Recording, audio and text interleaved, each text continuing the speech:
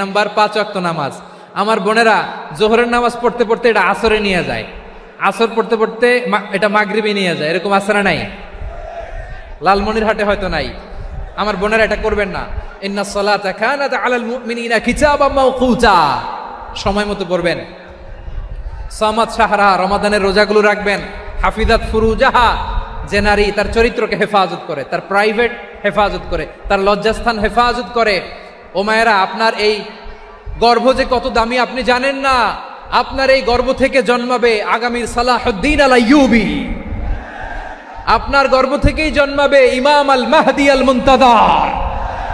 আপনার পেট থেকে জন্মাবে আবু সাইদের মতো বীর সৈনিক। আপনার পেট থেকে জন্মাবে মুগ্ধের মতো বীর মুজাহিদ। আপনি জানেন না কে আসবে আপনার পেট থেকে। সময়টাকে কাজে লাগান, ইসলামকে বুঝেন, মানেন। আমাদের ইসলামিক